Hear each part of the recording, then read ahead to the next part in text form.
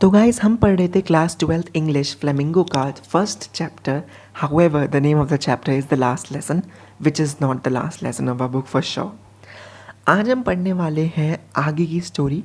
हमने देखा था कि मिस्टर हैमिल ने किन किन लोगों को रीअप्रोच करने के लिए कहा था. उन्होंने खुद को रीअप्रोच करने के लिए कहा था एंड पेरेंट्स को जो अपने बच्चों को मिल्स और फार्म्स में भेजना ज़्यादा पसंद करते थे एक्स्ट्रा इनकम को अर्न करने के लिए rather than encouraging them to learn their mother tongue which is the French language.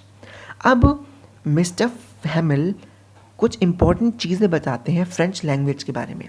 Mister हैमिल बताते हैं कि French language is one of the most beautiful and the most logical language in the world. वो चाहते हैं France के लोगों को कि वो अपनी मदर टंग को कम्प्लीटली अडोर करें एंड अपनी मदर टंग को टू दी हार्ट याद करें, क्योंकि उनके हिसाब से बहुत इंपॉर्टेंट लाइन निकल के आती है यहाँ से इस पूरे चैप्टर की, जो मॉरल बेस्ड क्वेश्चन में आपसे पूछी जा सकती है, जो कि है अकॉर्डिंग टू हिम. एक बहुत इंपॉर्टेंट लाइन जो यहाँ पे निकल के आती है वो ये है, according to mister Hamel, as long as people enslaved होते हैं एंड टॉर्चर्ड होते हैं उनके एनिमीज़ के द्वारा, as long as they hold fast to their language it is as if they had the key to their prison. जब तक वो अपनी लैंग्वेज के सोल से जुड़े रहेंगे, जब तक वो अपनी लैंग्वेज से कनेक्टेड रहेंगे और उसे प्रोटेक्ट और गार्ड करेंगे, it is as if they have the key to their prison. उनके पास अपने जेल की चाबी है, इन द सेंस उनके पास राइट है, उनके पास अपॉर्चुनिटी है लिबर्टी फ्रीडम की भावनाओं को एक दूसरे में इनकलकेट करने के लिए. आगे हम चलते हैं स्टोरी में. अब आती है द लास्ट लेसन. मिस्टर हैमिल एक ग्रामर की बुक खोलते हैं और उन्हें उनका लास्ट लेसन पढ़ा देते हैं. फ्रांस अमेज्ड होता है ये देख के कि कितने अच्छे से वो समझ रहा है.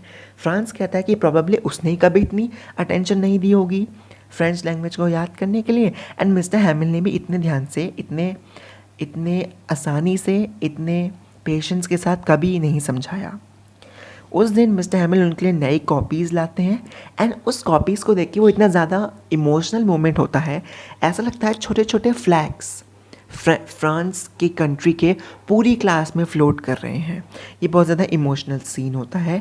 फाइनली टाइम आता है गुड बाय कहने का, फाइनल ग्रीटिंग्स देने का. ऑल दिस वाइल मिस्टर हैमिल देख रहे होते हैं चारों तरफ की सराउंडिंग्स को. प्रोबेबली वो चाहते हैं कि जाने से पहले वो उस स्कूल जिसमें उन्होंने 40 ईयर्स ऑफ फेथफुल सर्विस दी थी उसके एक एक सीन को अपने माइंड के अंदर कैप्चर कर लें, अपनी सबकॉन्शियस मेमोरी के अंदर स्टोर कर लें, क्योंकि इसके बाद उन्हें शायद कभी मौका ना मिले यहाँ वापस आने का और फ्रेंच लैंग्वेज पढ़ाने का. एंड उनके लिए ये बहुत ज़्यादा ट्रॉमेटाइजिंग था, बहुत ज़्यादा परेशान करने वाला एंड हर्टिंग फैक्ट था कि यहाँ पे वो लास्ट लेसन दे रहे हैं एंड ऊपर उनकी सिस्टर उनका बैग पैक कर रही है to leave the next day, because the order has come from Berlin that only German will be taught in the school सफलसेज and Lorraine, one of the most important lines. Finally उनका history का lesson होता है and सब लोग emotional हो जाते हैं टुवर्ड्स द एंड. कुछ लोग तो रोने लगते हैं, बट मिस्टर हैमिल के पास करेज होता है, पेशेंस होता है आखिरी लेसन को टू द लास्ट वर्ड तक पढ़ाने के लिए एंड सुनने के लिए. फाइनली क्या होता है, चर्च की क्लॉक स्ट्रक करती है 12. मिस्टर हैमिल खड़े हो जाते हैं एंड काफ़ी ज़्यादा एविडेंट था उनके लिए कि वो भी ये काफ़ी ज़्यादा एविडेंट था उनको देख के कि वो भी काफ़ी इमोशनल थे. एंड जैसे ही वो बोलने की कोशिश करते हैं वो चोक हो जाते हैं इमोशंस की वजह से. वो कहना तो बहुत कुछ चाहते थे पर उनके इमोशंस, क्योंकि वो फंसे हुए थे in a vortex, in a cycle of emotions, वो कुछ बोल नहीं पाए. तो फाइनली उन्होंने क्या करा, वो टर्न हुए to the black board and वहाँ पे उन्होंने ब्लैक बोर्ड पे लिखा as large as he could, जितना बड़ा वो लिख सकते थे अपने हाथ से उन्होंने लिखा vive la France. It is a French word, it is a phrase जिसका मीनिंग होता है लॉन्ग लिव फ्रांस. जितना बड़ा वो लिख सकते थे इन ऑर्डर टू रिप्रेजेंट उनकी respect towards mother language, in order to represent respect for their country, उन्होंने लिखा vive la France which means long live France. And finally उन्होंने डिसमिस कर दी क्लास को एक हैंड मूवमेंट के एक्शन से. तो गाइस इससे हमने समझा कितना इम्पोर्टेंट है हमारे लिए to take pride, to guard our mother tongue in order to hold true to our roots, in order to be fearless, and in order to be true to our culture, to our traditions, and to our values, moral values.